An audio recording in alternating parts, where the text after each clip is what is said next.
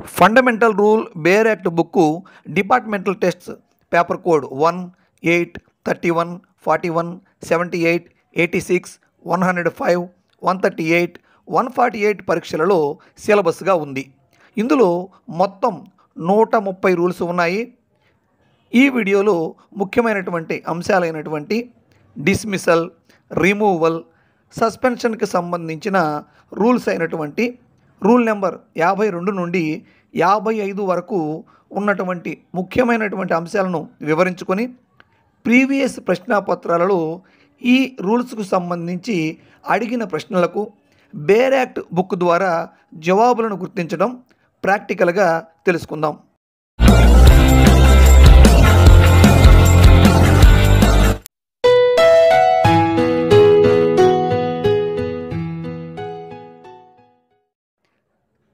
సిలబస్లో లేకపోయినా GOT, EOT పరీక్షలలో fundamental rules bare act book నుండి 4 నుండి 5 ప్రశ్నలు వస్తున్నాయి. కావున జీఓటీ, ఈఓటీ పరీక్ష రాసేవారు కూడా ఈ వీడియోను ఫాలో కావడం మంచిది.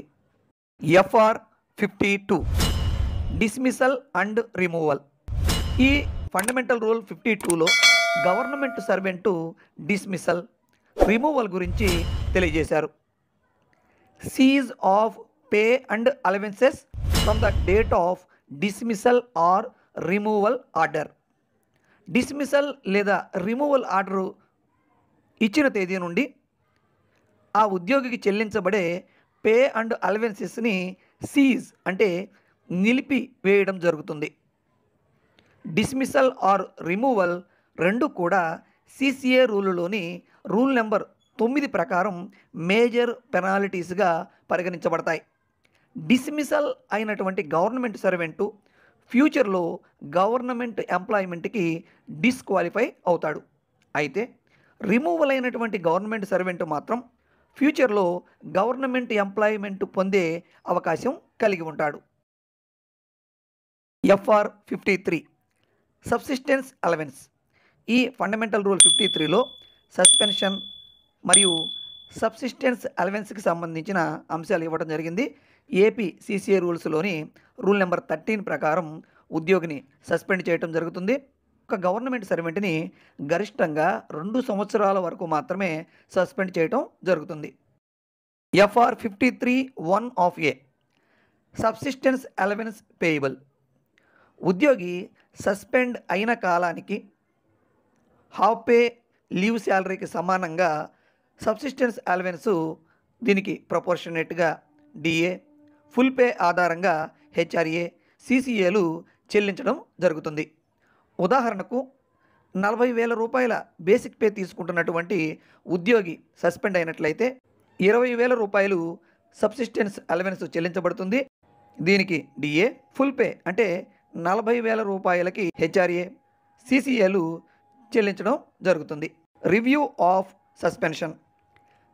సస్పెన్షన్ కాలం 3 నెలలు పూర్తయిన తర్వాత మొదటి రివ్యూని 6 నెలలలోపు అపాయింటింగ్ అథారిటీ కంప్లీట్ చేయాలి. ఆ తర్వాత 6 నెలలలోపు HOD అంటే హెడ్ ఆఫ్ ద డిపార్ట్మెంటు, అలాగే 1 సంవత్సరం దాటినట్లయితే గవర్నమెంటు సస్పెన్షన్ని రివ్యూ చేస్తుంది. FR 53(1) of A of 1 increase in subsistence allowance. 3 months complete అయిన తరువాత మొదటి రివ్యూలో ఉద్యోగి ఎంక్వైరీకి సహకరిస్తూ మంచి కాండక్టు కలిగి ఉన్నట్లయితే సబ్సిస్టెన్స్ అలవెన్స్ని అపాయింటింగ్ అథారిటీసు మ్యాక్సిమం 50% వరకు ఇంక్రీజ్ చేయవచ్చు. FR 53(1) of A of 2 decrease in subsistence allowance. Suspension రివ్యూలో సస్పెండ్ కాబడిన ఎంప్లాయీ యొక్క కాండక్ట్ సరిగా లేకపోతే సబ్సిస్టెన్స్ అలవెన్స్ని మ్యాక్సిమం ఆల్రెడీ తీసుకుంటున్న సబ్సిస్టెన్స్ అలవెన్స్లో 50% వరకు రెడ్యూస్ అనగా తగ్గించే అధికారం ఉంటుంది. Rule number 53(1) of B compensatory allowances. Suspension పీరియడ్లో ఉన్నటువంటి గవర్నమెంట్ సర్వెంట్కు కాంపెన్సేటరీ అలవెన్సెస్ కూడా చెల్లించబడతాయి. FR 53 of 2 certificate of non employment. Suspension పీరియడ్లో ఉన్నటువంటి ఉద్యోగి ఏ రకమైన అలవెన్స్ను పొందాలన్నా తాను ఏ ఇతర ఉద్యోగాలలో చేరలేదని, బిజినెస్, ప్రొఫెషన్ ఆర్ వెకేషన్లో లేనని తెలుపుతూ నాన్ ఎంప్లాయ్మెంట్ సర్టిఫికేటు ఫామ్ 1లో ఇవ్వాల్సి ఉంటుంది. Ruling in fundamental rule 53 arrears of subsistence అలవెన్సెస్ను సకాలంలో గవర్నమెంట్ సర్వెంట్కు చెల్లించకపోతే వాటిని అరియర్ రూపంలో చెల్లించాల్సి ఉంటుంది. అలాగే సస్పెన్షన్ పీరియడ్లో ఉద్యోగి తీసుకునేటువంటి సబ్సిస్టెన్స్ అలవెన్స్, ఇతర ఆదాయాల నుండి ఇన్కమ్ ట్యాక్స్, అలాగే ఏపీజీఎల్ఐ, జిఐఎస్, ఏవైనా ఇతర లోన్స్ ఉంటే వాటిని డిడక్షన్ చేయాలి. పిఎఫ్ను ఐచ్ఛికంగా డిడక్షన్ చేయాల్సి ఉంటుంది. అయితే ఎట్టి పరిస్థితుల్లో సిపిఎస్ను మాత్రం డిడక్షన్ చేయరాదు. FR 54 dropping of charges. ఉద్యోగి సస్పెన్షన్ రివ్యూ చేసే సమయంలో నిర్దోషిగా తేలినట్లయితే ఛార్జెస్ను ఎత్తివేసి సస్పెన్షన్ పీరియడ్ని డ్యూటీ పీరియడ్గా ట్రీట్ చేయడం జరుగుతుంది. Found to be guilty. ఉద్యోగి సస్పెన్షన్ పూర్తయి దోషిగా తేలినట్లయితే గతంలో అతను తీసుకున్నటువంటి సబ్సిస్టెన్స్ అలవెన్సెస్ను రికవరీ చేయటం మాత్రం జరగదు. Apply for EOL. ఉద్యోగి సస్పెన్షన్ కాలం పూర్తయిన తర్వాత ఆ కాలాన్ని రెగ్యులరైజ్ చేయటం కోసం ఈఓఎల్గా పరిగణించమని అథారిటీస్కి అప్లై చేసుకోవచ్చు. అయితే సస్పెన్షన్ పీరియడ్కి చెల్లించబడినటువంటి అలవెన్సెస్ మొత్తం కూడా సస్పెండ్ అయిన ఉద్యోగి నుండి రికవరీ చేయాల్సి ఉంటుంది. ఇక్కడ మనం గుర్తుంచుకోవాల్సిన మరొక ముఖ్యమైన అంశం, ఒక గవర్నమెంట్ సర్వెంట్ యొక్క ఎంటైర్ సర్వీసెస్లో 3 సంవత్సరాల వరకు ఈఓఎల్ తీసుకున్నప్పటికీ ఆ కాలాన్ని పెన్షన్కి డ్యూటీ పీరియడ్గా కౌంట్ చేయడం జరుగుతుంది. FR 54 ruling 3 of B. Government servant died while in suspension before the conclusion of disciplinary or court proceedings. Suspension కాలంలోనే కోర్టు యొక్క ప్రొసీడింగ్స్ అనేవి పూర్తిగా కంక్లూడ్ కాకముందే ఆ సస్పెన్షన్ పీరియడ్లో ఉన్నటువంటి గవర్నమెంట్ సర్వెంట్ కానీ మరణించినట్లయితే ఆ సస్పెన్షన్ పీరియడ్ మొత్తాన్ని కూడా డ్యూటీ పీరియడ్గా పరిగణిస్తారు. అలాగే ఆ పీరియడ్కు అతనికి ఫుల్ పే చెల్లించడం జరుగుతుంది. FR 55 leave may not be granted to a government servant under suspension. సస్పెన్షన్లో ఉన్నటువంటి ఉద్యోగికి ఎట్టి పరిస్థితుల్లో కూడా లీవ్ను శాంక్షన్ చేయటం జరగదు. ఇప్పుడు ప్రీవియస్ ప్రశ్నాపత్రాలలో ఫండమెంటల్ రూల్ 52 నుండి 55 వరకు అడిగినటువంటి ప్రశ్నలు, ఆ ప్రశ్నలకు బేర్ యాక్ట్ బుక్లో జవాబులు ఎలా వెతకాలో ఇప్పుడు ప్రాక్టికల్గా తెలుసుకుందాం. Question number 1, there is a scope for a dismissed government servant to receive options. Option 1 compensate allowance, option 2 compensation pension, option 3 subsistence allowance, option 4 compulsory retirement pension. Dismissal, removal, సస్పెన్షన్కి సంబంధించిన అంశాలు fundamental rules 52 నుండి 55 వరకు ఉంటాయని మనం ఇప్పుడే వీడియోలో చెప్పుకోవడం జరిగింది.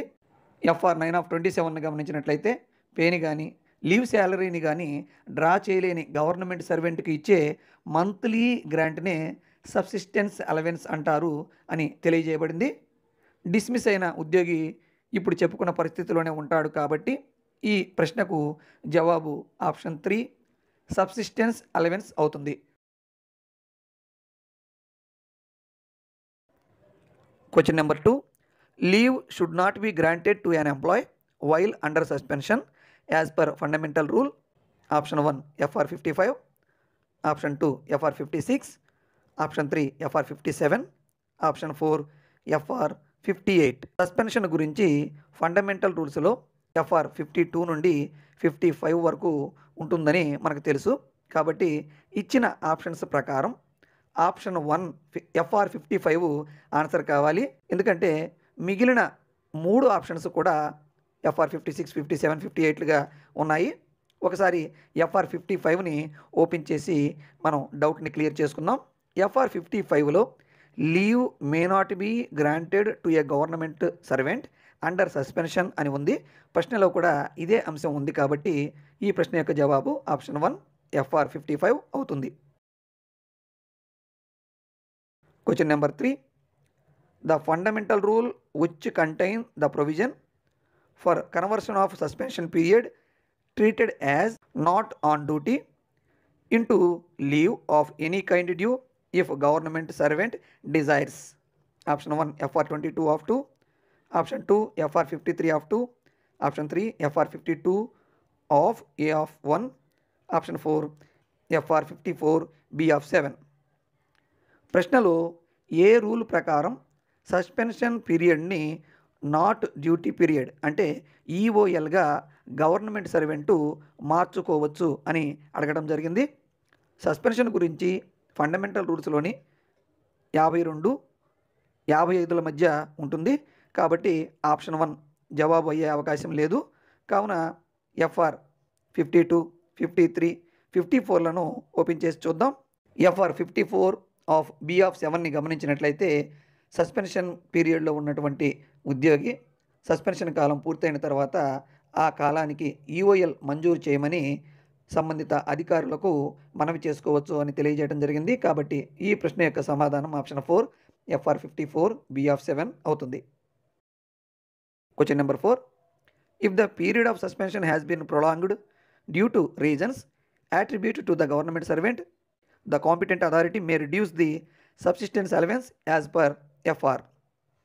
Option 1 FR 53 1 of 2 of A, option 2 FR 53 1 of 2 of A of 2, option 3 FR 53 1 of 2 of A of 1, option 4 FR 53 of 2. Suspension పీరియడ్లో ఉన్నటువంటి ఉద్యోగికి చెల్లించే సబ్సిస్టెన్స్ అలవెన్స్ని ఏ రూల్ ప్రకారం రెడ్యూస్ చేయటం అంటే తగ్గించడం జరుగుతుంది అని ప్రశ్నలో అడిగారు. ఆప్షన్స్ ప్రకారం ఎఫ్ఆర్ 53లో జవాబు దొరికే అవకాశం ఉంది. కావున రూల్ 53ని ఓపెన్ చేసి గమనిద్దాము. గమనించినట్లయితే FR 53 1 of 2 of A of 2లో ఈ అంశం గురించి ఉన్నది. కావున ఈ ప్రశ్న యొక్క జవాబు option 2 FR 53 1 of 2 A of 2 అవుతుంది. Question number 5. Rule 52 of AP Fundamental Rules stipulates that option 1 the rate of DA will be based on increase or decreased amount of subsistence allowance. Option 2 a permanent post vacated by the dismissal or removal or compulsory retirement of a government servant should not be filled substantively until 1 year from the date of such event. Option 3 the pay and allowances of a government servant who is dismissed or removed from the service ceases from the dates such removal or dismissal according to the rule of APFR. Option 4 none of the above. ప్రశ్నని గమనించినట్లయితే FR 52లో ఏ అంశం గురించి ఉన్నది అనే టైప్లో ప్రశ్న అడగడం జరిగింది. కాబట్టి ఎఫ్ఆర్ 52ను ఓపెన్ చేసి చూద్దాం. ఎఫ్ఆర్ 52లో డిస్మిసల్ రిమూవల్ అయినటువంటి గవర్నమెంట్ సర్వెంట్కి చెల్లించే పే అండ్ అలవెన్సెస్ గురించి ఉన్నది. కావున ఈ ప్రశ్నకు జవాబు ఆప్షన్ 3 అవుతుంది. Question number 6. Where a government servant under suspension died before conclusion of court proceedings instituted against him, the period of suspension till the date of death shall be treated as duty for all purposes according to AP fundamental rules. Option 1 53 of 1, option 2 54A of 1, option 3 54A of 3, option 4 54B of 2. Fundamental రూల్స్లోని ఏ rule ప్రకారం suspension కాలాన్ని government servant మరణించినట్లయితే duty పీరియడ్గా పరిగణిస్తారు అని అడిగారు. FR 54ని open చేసి చూద్దాం. FR 54 of B of 2లో ఇదే అంశము మనం చూడవచ్చు. కావున ఈ ప్రశ్న యొక్క జవాబు ఆప్షన్ 4 ఎఫ్ఆర్ 54 B of 2 అవుతుంది. Question number 7. A monthly grant made to a government servant who is not in receipt of pay or leave salary is called as. Option 1 honorarium, option 2 substantive pay, option 3 dearness allowance, option 4 subsistence allowance. ప్రశ్నను గమనించినట్లయితే ఇది definition అని అర్థమవుతుంది. Fundamental రూల్స్లోని fundamental rule 9లోనే అన్ని రకాల డెఫినేషన్స్ను ఇవ్వడం జరిగింది. ఎఫ్ఆర్ 9 of 27ను చూసినట్లయితే ఇక్కడ ఇవ్వబడినటువంటి అంశము సబ్సిస్టెన్స్ అలవెన్స్కి సంబంధించిన డెఫినేషన్గా మనకు అర్థమవుతుంది. కాబట్టి ఈ ప్రశ్న యొక్క సమాధానం ఆప్షన్ 4 సబ్సిస్టెన్స్ అలవెన్స్ అవుతుంది. Question number 8. The subsistence allowance paid under FR. Option 1 FR 53, option 2 FR 59, option 3 FR 49, option 4 FR 33. Suspension, dismissal, removal గురించి ఫండమెంటల్ రూల్స్లోని 52 నుండి 55 వరకు తెలియజేయడం జరిగింది. కావున FR 59, FR 49, FR 33లు జవాబులు అయ్యేటువంటి అవకాశమే లేదు. కాబట్టి ఈ ప్రశ్న యొక్క జవాబు ఆప్షన్ 1 FR 53 అవుతుంది. Question number 9. Regulation of pay of government servant who retired while under suspension and reinstated when the suspension is set aside under FR లో ఉన్నటువంటి ఉద్యోగి సస్పెన్షన్ కాలంలోనే రిటైర్మెంట్ పొందినట్లయితే అతని యొక్క పే అండ్ అలవెన్సెస్ ఎలా రెగ్యులేట్ చేయబడతాయి అని ప్రశ్న అడగడం జరిగింది. FR 54 B.లో సస్పెన్షన్ పీరియడ్లో గవర్నమెంట్ సర్వెంటు రిటైర్మెంట్ పొందినట్లయితే ఆ కాలానికి ఫుల్ పే అండ్ అలవెన్సెస్ చెల్లించబడతాయని తెలియజేశారు. కావున ఈ ప్రశ్నకు సమాధానం ఆప్షన్ 3 FR 54B అవుతుంది.